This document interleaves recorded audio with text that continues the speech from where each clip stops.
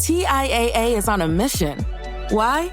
Because 54% of Black Americans don't have enough savings to retire. So in collaboration with big-name artists like Wyclef Jean, TIAA released Paper Right, new music inspiring a new financial future. With 100% of streaming sales going to a nonprofit that teaches students how to invest. Stream Paper Right now and help close the gap. I'm here with Britt Marie Hermes, and I actually have her biography in front of me, but I thought it might be more interesting to just ask her right off the bat.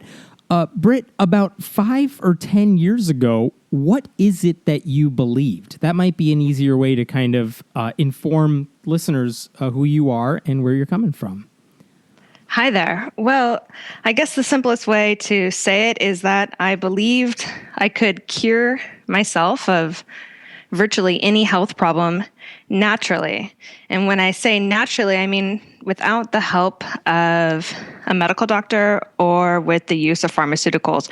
So I believed that a healthy diet and taking supplements and maybe some herbs that I found in my garden, along with good intentions and positive thinking and happy positive energy, would keep me healthy and cure me in case I got sick. And you weren't alone in this, right? You actually studied to pass this information along to other people. Oh, yeah. I paid a lot of money to study this, actually. And then I charged a lot of money to tell people this. What is that field of study? The field is called naturopathic medicine, which is just a fancy way of saying naturopathy, which is the belief that the body can cure itself and that the body has a magical healing force inside of itself called the vis. And naturopaths believe that we can harness the power of the vis through natural substances being botanicals or even energetic substances like homeopathy to use a really common phrase, to stimulate our immune system, which really doesn't make any sense when you start to think about it.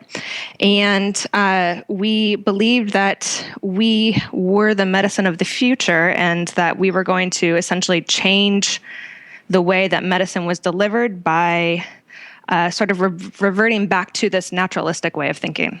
You said this word vis. What is that word? How do you spell that word? VIS. Okay, so this is like some sort of, a spirit that we can cure within us or something? It's a good spirit. So it's something that we want to harness, and it's something that is valued and revered. And it's something that is found in many traditional forms of medicine. So is that like chi? I've heard that word exactly. Too. Okay. Exactly. And I think in Ayurveda, it's referred to as the doshas. Okay.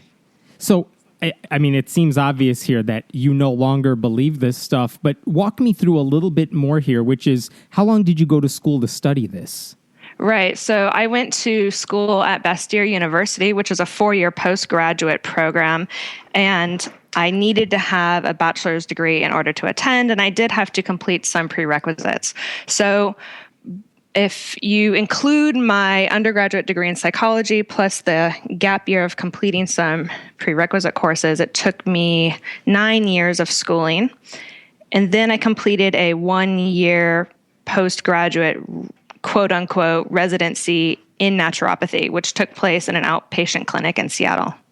So this sounds very much like the path, not exactly, but in some ways, that a quote unquote regular doctor would take.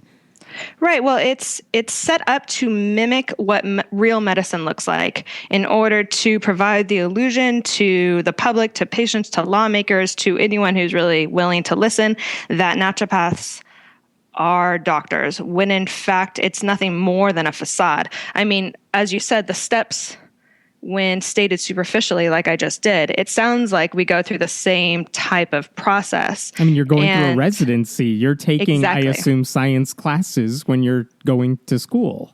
Exactly. And so what the naturopathic curriculum does very well is that it has hijacked these commonplace medical terms that the public is very familiar with and that the public has come to trust to understand who is a qualified physician and who isn't. So when I say words like pre-med or biochemistry or pharmacology or residency, these trigger, these this understanding in patients and in lawmakers, and almost as just a way to easily accept whatever the person is saying. And I think this is done, as I said, very intentionally to make it sound like naturopaths are trained just like medical doctors. But even though the titles are the same, the content provided inside the classes with these titles and in this type of residency program is very different. So let me ask you, I'm actually not as familiar with naturopathy, but I have heard phrases like homeopathy, which you mentioned. I've heard alternative medicine. Is there a difference with all these things? If you are practicing and working within the alternative medicine world, then yes, there is a difference. But from an outsider's perspective, there's really not much of a difference. And this is interesting because naturopaths like to make sure that we distinguish ourselves from other types of alternative medical practitioners as a way to legitimize ourselves, as a way to say, oh, no, my training is really on par with that of a medical doctor because I take so many hours in pharmacology, or because I see patients in a teaching clinic and we are not homeopaths. But when you start to Did you make fun of homeopaths? Totally. This was a big point for me. I would actually get upset when people called me a homeopathic doctor. And looking back, it's so silly because you can't practice naturopathy without homeopathy. Homeopathy is so intrinsic to the naturopathic program and to the naturopathic worldview that you really can't take the two apart. So it's such a silly thing for me to have gotten upset over, but it really just speaks to a lack of understanding by naturopaths themselves of how they are trained and what really their worldview and their belief system encompasses. You sound like a religious person making fun of Scientology for believing silly things. Totally. So what sort of science classes did you take when you were studying naturopathy? The program has changed since I've graduated, but when I went through it, it was set up where you had 2 years of basic science courses, and these basic science courses were definitely basic science courses, but the depth and the amount of information and the amount of detail that I learned in these classes definitely was not as extensive as it was in my Master's of Science course that I'm taking now. And then after these 2 years, I took clinical science courses, which had all of the same names of the courses that regular doctors would take, like gynecology, for example, or pulmonology. But these classes were all taught by naturopaths. Maybe a medical doctor here or there, peppered in some lectures, but for the most part, it was naturopaths educating, indoctrinating other naturopaths. And so while there was a little bit of medical information passed along, it was mostly naturopathic information that we were being taught. So say we were being taught how to diagnose asthma. Well, we were also being taught how to treat asthma with homeopathy, with herbs, with mind-body exercises, with meditation, and a whole host of other remedies that are not part of any standard of care. So what I'm trying to figure out then, and I don't know if this is fair to ask, I don't know how many Masters of Science classes you've taken so far, but what are the big differences between the hard science, and I don't mean that in a difficult sort of way, but the hard science you might learn in a typical biology class maybe, and the sort of biology you would learn in your naturopathy courses? Is there a big difference? You're saying it's not as in-depth, but I guess if you're saying there's all this pseudoscience that plays into your naturopathy classes, doesn't that conflict with the science you're supposed to be learning, the scientific method, all that sort of stuff? And doesn't that raise some alarms, ring some alarms within the students in the classes? Yeah. So there's a lot there. So the two classes that I noticed a huge difference in were my molecular immunology course and my molecular pathology course that I took as part of my Master's of Science curriculum now. They were each a year-long course. At Bastyr, I took a summer school semester worth of immunology, and I took a year-long course in gross pathology, but it should have covered some molecular pathology elements.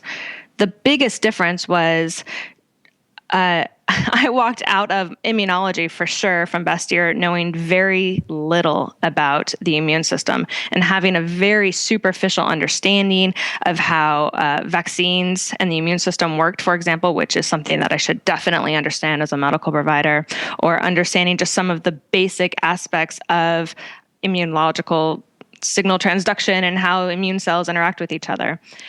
I was really blown away after I finished those 2 courses here in Germany as part of my MSc program, how much more I knew. And not only that, how ill-prepared I was for those courses. I thought for sure these classes were going to be a cakewalk for me because I practiced medicine, in air quotes. I had completed medical immunology. I had completed medical gross pathology. I had passed these so-called licensing exams that the naturopaths write and You're basically give. taking these courses again, for all you know. My credits didn't count at all. And that was a blessing in disguise that I was forced to retake all of these classes because I really knew nothing. I had to work my butt off, basically. And it was really surprising. And I had all of these aha moments with how much I didn't know. Tell me about those aha moments. What was one moment where you realized, wait a minute, they never taught me this before? Yeah. It's hard. It's hard to go into to remember all of the exact details now. But a huge one was just learning about how vaccines and the immune system work, for example, and the future of targeted cancer therapies and some of these ideas about using using our own immune system to attack cancerous cells. And reading how naturopaths write about this information and using phrases like stimulate the immune system or, vaccines overloading the immune system, for example, and then actually having a molecular understanding of how these processes work are 2 very, very different things. And you start to realize that what naturopaths are doing are just stringing together words to make nice sounding, semi-intelligent, if they're speaking to the right audience and the right audience isn't science literate, you're not going to catch the bullshit, basically. Sounds like your professors are like Deepak Chopra's all around. In naturopathy, it was a lot of a pseudo profound bullshit. Yeah, for sure. So then it's disturbing then that you're saying you actually did residency, you actually practiced as a naturopathic, quote unquote, doctor, and you were seeing patients. I mean, patients come to you. This is a question I have in general for that profession, which is that you're seeing patients, you're recommending these naturopathic remedies that surely don't work because they don't have this basis in science.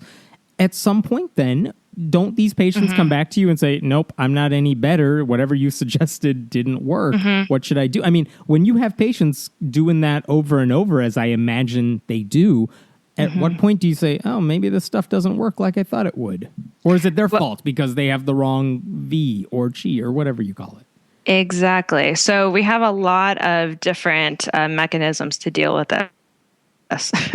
And so one is you've totally touched on, we blame the patient. The patient is too sick to get better. We use words like devitalized. They're too devitalized, or their vis isn't strong enough. And they've been sick for so many years that it's going to take 20 years for them to get better. And we make up all of this ridiculous explanations. Or we say, you're not really following the naturopathic treatment plan perfectly. Did you have any gluten last week? Because if you even smelled gluten, if you even walked into the same room as a bagel, then that could be enough to prevent you from getting sick.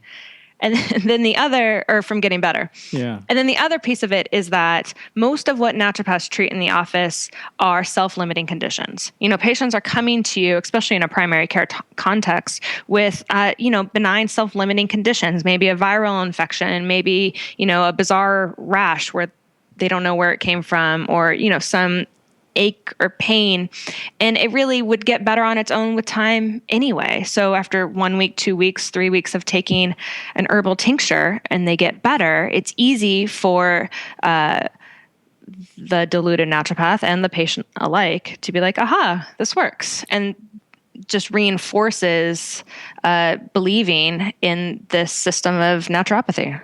What sort of patients are visiting these doctors? So that depends on the state and depends on whether or not the insurance company is covering naturopathic care, and also the income of the area that the naturopath is working in. So when I worked in Seattle, I worked in an affluent neighborhood, and I was able to accept and charge insurance companies for my services so patients could get reimbursed. And so I had a lot of patients seeing me for primary healthcare care. So I was doing vaccines, I was doing flu visits, sick visits, bronchitis, I think I broke my thumb, all sorts of primary care stuff. But when I was practicing in Arizona, where I was not allowed to bill insurance, and I was working in Tucson, which was definitely more of an economically depressed area, I was seeing patients for a totally different subset of conditions. A lot of depression, a lot of anxiety, and a lot of I think I'm sick with this mysterious illness because every time I walk into the perfume area of the mall, I get a headache, so maybe I have chemical sensitivity disorder and some bogus stuff like that. Going back now, so how long have you been taking your Masters of Science classes? So 18 months. I'm in the final 6 months of the program. Okay. So looking back now, is there anything you wish you would have told your classmates or even your professors at the naturopathy school? Oh, no. No, because, I was drinking the Kool-Aid too. I really believed that I was doing the right thing, not just for me, but I thought I was part of this revolutionary healthcare movement. And that, I used to talk about the healthcare system being sick and how doctors provide sick care and not healthcare, and all of the same language that you hear naturopathic and alternative medicine proponents say. And so I really felt like the skills and the information that I was learning at Bastyr was going to allow me to travel throughout the country and even throughout the world, and to help revolutionize how healthcare was being delivered and to change it from the sick care system to a preventative care system, which is totally idealistic and naive and crazy now that I know what I didn't know. It's absurd to think that you can just take some magic herbs and magic sugar water and go from clinic to clinic and sprinkle it on people and everyone and magically get better. That's not how it works. I hope this doesn't come across as offensive in any way, but you're smart. You're going to take these master's classes. You're getting your master's now, and we'll talk about what you're doing now. But one question that I'm struggling to understand is how all of these students, yourself included at the time, you're all going into this profession thinking, I'm good at science. I really enjoy science. I want to help patients. Probably you're saying to yourself, I value critical thinking, and Western medicine has it all wrong. How is it that so many people, including these professors who have done this for a living for so long, how are all these people so gullible? How do they fall into this so easily? And what can we do to prevent them from, like you said, drinking the Kool-Aid? Yeah, I'm not offended at all by that question. I'm perplexed by this same question all the time. And we definitely need to put some thought and some research into this, because if we don't start to address why people are turned on to naturopathic medicine and alternative medicine practices, I think we're going to have a problem actually in the future. And we're going to have this sort of war between conventional medicine and science and evidence-based medicine, and then everyone else on the other side. And one thing we all had in common, at least as far as I remember it, is we all had a terrible experience with a medical doctor. And for me, my medical experience was early enough in my life that it really shaped the remainder of my life and how I approached what I wanted to study in college and who I aligned myself with socially even, and how I ate and where I grocery shopped. And, it starts to turn into an entire lifestyle. It's not just, I think, herbs are good, or, all diseases should be cured with food. It turns into this whole way of engaging with the world. And then what I started to do unconsciously was, select my world and everyone and everything in it to just fit my own thought process. I didn't want to be challenged, in fact. And whenever I confronted information or someone who didn't agree with me, I had this simple way of brushing them off and disregarding what they were saying as like, oh, you don't know what you're talking about. And I would just sort of shut down to the conversation. And I think that this is a pretty common trend. It sounds very much like its own subculture that kind of feeds back on itself. And I hear the same thing with people who deny the efficacy of vaccines too, because it seems like they're on this island that makes no sense, not based on evidence. But when you're surrounded by other people who are convinced that, vaccines cause autism or you can't give kids all these vaccines at once, they all think, oh, I'm surrounded by all these people who think the same way. Clearly, we're all onto something. Right. I think something that maybe isn't appreciated enough, and I hope to help, shine light on this, is that when someone starts to step out of, the shadows, so to speak, when I started to move away from naturopathy and question all of my beliefs that were keeping me in the naturopathic system, it was really, really emotionally difficult. And it got to a point where I didn't know what to trust or what to believe. Everything that I thought I knew suddenly came into question. And so I was really, even the simplest things became very difficult. I was really confused all of the time. I remember walking through the grocery store and reading the signs for the organic produce and standing there and thinking about it like, I don't know if I need to be buying organic produce anymore, or going and I'm buying, shampoos and reading the ingredients and suddenly questioning, do I need to be concerned about the parabens and the preservatives on this label?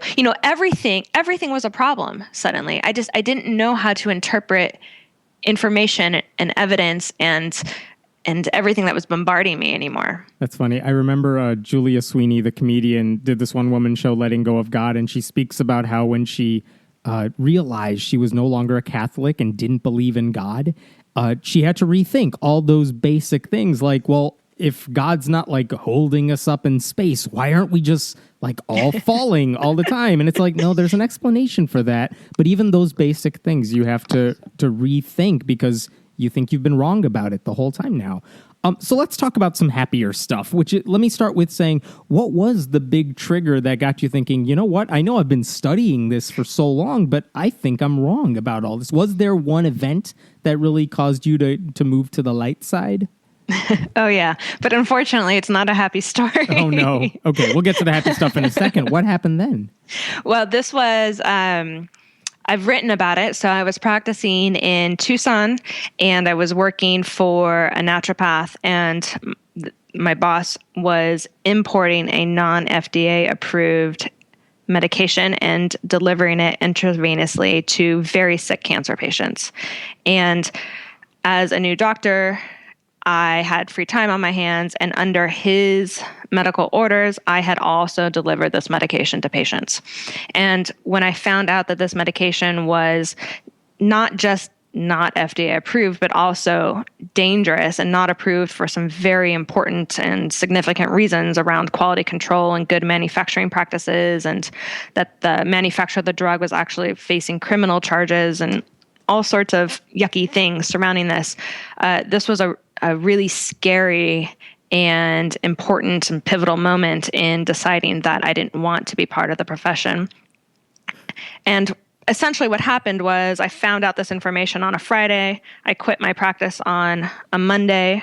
The following Monday, I reported my boss to the county attorney and to the medical board per my lawyer's advice. And then I spoke to a mentor of mine who had been or still continues to be a very important figure in the naturopathic community. And my mentor told me that I was doing this all wrong, that in fact I was making too big a deal of this, that I didn't need a lawyer, that there was no potential malpractice at play, that this was not, even though this was borderline illegal, this was really not that big of a deal, and I should just let it go, and if I don't want to do it, it's no big deal, but I should just go back and continue to work at this clinic.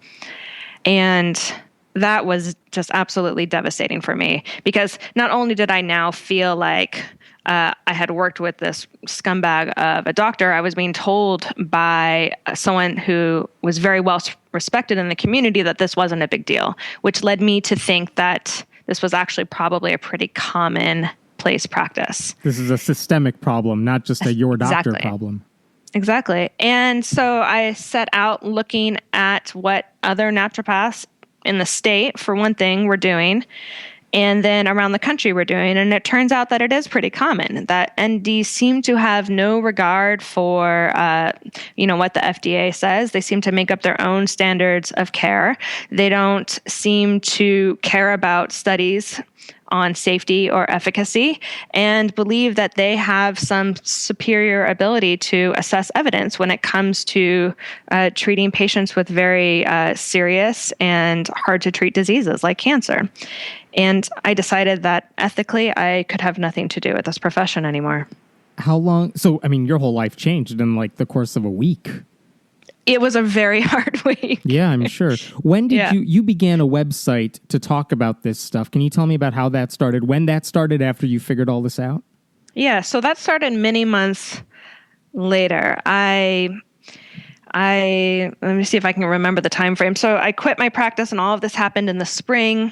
And then the following winter, in January, my husband and I moved to Germany for him to finish his PhD program.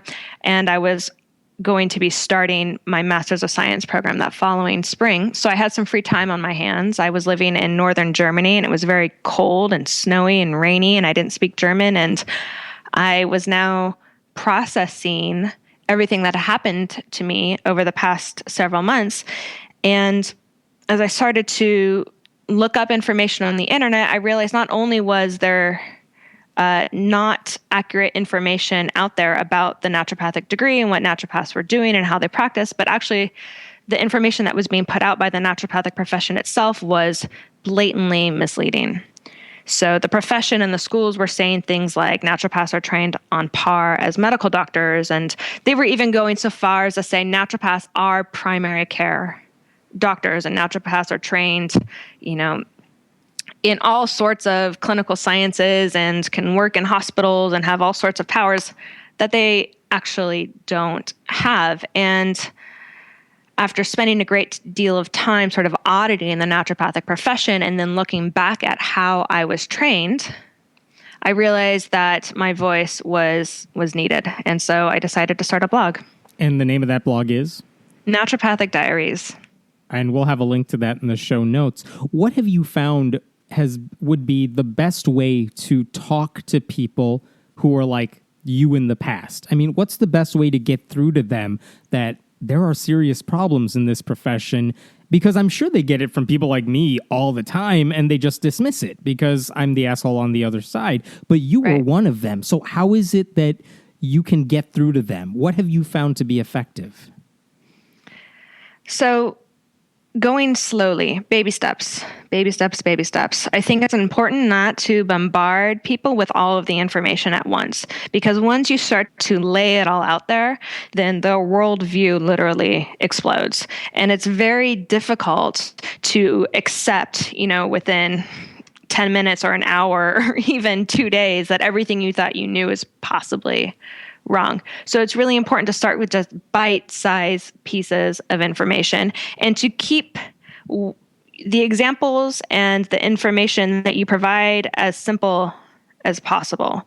When you start to make really sort of broad analogies and complex analogies, you're definitely going to lose people. The other thing is, especially for medical doctors who might be listening, or anyone who works in the medical field, nurses or psychologists, it's important to listen. So for me, one of the things that drove me into alternative medicine was feeling like I wasn't heard every time I went to the doctor. And it's not that I needed to be provided with alternative healthcare information. I just needed to be heard that I was scared, that I was concerned about my health, and that I needed someone who was going to be my partner in helping me to get better. And I feel like if some of that reflective listening had been provided to me in a medical context, maybe things would have gone differently. Have you heard back from other naturopaths who have read your blog and changed their minds? Oh, yeah. What have they said? They said that they are so happy to have read something about what they've been thinking all of this time. And so, unfortunately, they're also seeing a lot of the backlash that I've received, which prevents them from speaking out publicly. I've had one naturopath write on my blog anonymously, and then I've had just many, many naturopaths reach out to me privately, expressing their support and just happy that I'm doing this. Can I ask you, what sort of backlash are you receiving? Because I imagine it's fierce. It is fierce. It seems like the people who know you best know how to hurt you the worst. And there's definitely lots of, the silly ways of trying to hurt me, like by calling me an unsuccessful naturopath and stuff. But then there are, the people who have just made up really fantastic tales, like my husband kidnapped me and forced me to move to Germany so that I am being forced to write this blog from abroad, just all sorts of ridiculous statements. And then, the internet trolling, fake websites going up. That's actually been one of the hardest things for me. Is right now there are 2 fake websites set up under my real name. And then there's a website that refers to fact-checking my naturopathicdiaries.com website. So just a lot of people that seem to have a lot of free time and desire to try to hurt me and to shut me down.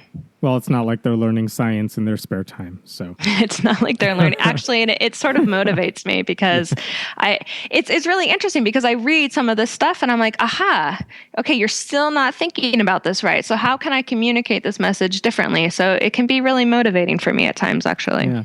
So your blog is aimed at other naturopaths, maybe people who are in school or thinking about going to school, or even doctors, quote unquote, who are in the profession. What would you say to patients, because I'm sure there's a ton of them out there, who just don't trust Western evidence-based medicine? Right.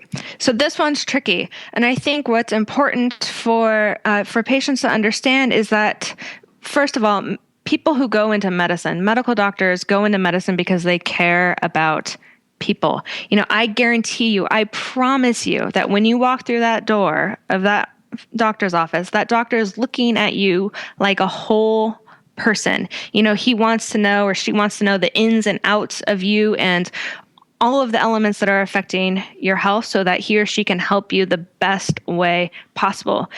Patients are definitely not being viewed as dollar signs. That is not the case. Medical doctors are caring, kind, great people.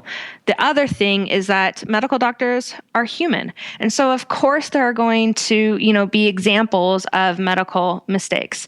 And one of the frustrating statistics that people of alternative medicine like to bring up is the difference in medical errors compared to errors that naturopaths make. Well, there are just thousands more medical doctors practicing. So it's just a probability game. It's it's a numbers game. Of course, you're going to have more errors when you have more medical physicians practicing.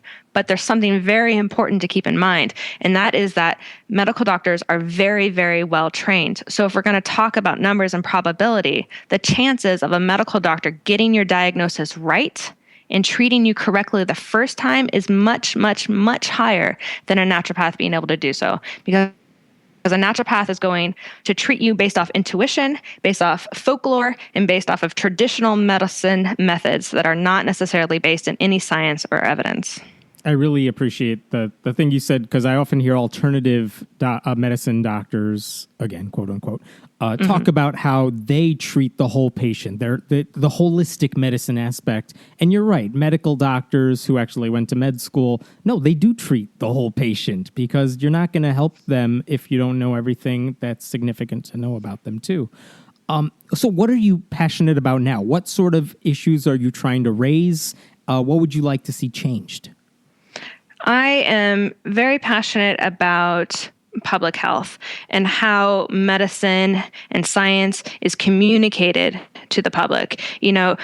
I like to know why the decisions are being made and then how to effectively communicate that information to the public so the public understands why those decisions are being made. So again, when it comes to vaccines, for example, and whether or not the flu vaccine is effective or why the strains got picked, I want to hopefully be someone who can help clearly communicate that information to, Joe Schmo, to my mom, to grandma, so that everyone understands that this is being this is how the decision-making process goes, and this is in the best interest of the society. And then to help people translate those public health benefits into individual health benefits. And I believe you also have a petition that you're working on too, right? I do. I have a change.org petition titled Naturopaths Are Not Doctors, Stop Legitimizing Pseudoscience. And so I currently have just over 7,500 supporters. I am looking for a goal of 10,000. And this is to help show lawmakers across all of North America, so both Canada and the US, that the public is concerned about people, naturopaths, taking shortcuts in their medical education, and lawmakers legitimizing these shortcut systems and letting naturopaths call themselves doctors and basically passing off what I would consider fraudulent medical care to the public. So if your petition was successful, what would happen?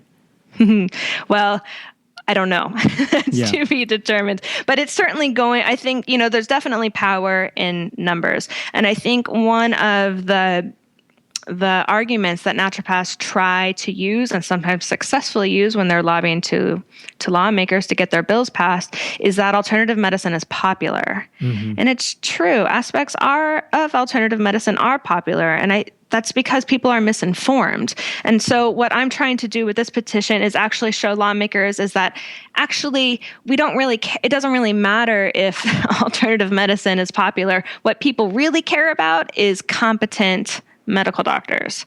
And so if we can show the government that we really want well-trained physicians and we don't really care if elderberry is popular this month or not, then I think that's what is going to get the message across. Do you think insurance companies should subsidize naturopathic medicine? Absolutely not. Mm-hmm. It's definitely not in their best interest. It's going to cost insurance companies more money in the end, because patients aren't going to get better and they're not going to get the right treatment. Thank you so much for the work you're doing. We will have links to your blog and the petition in the show notes. Britt Marie Hermes, she used to be a naturopathic doctor, quote unquote, and now she's studying to get her Master's of Science degree in Germany. Thank you so much for joining me. Thanks for having me.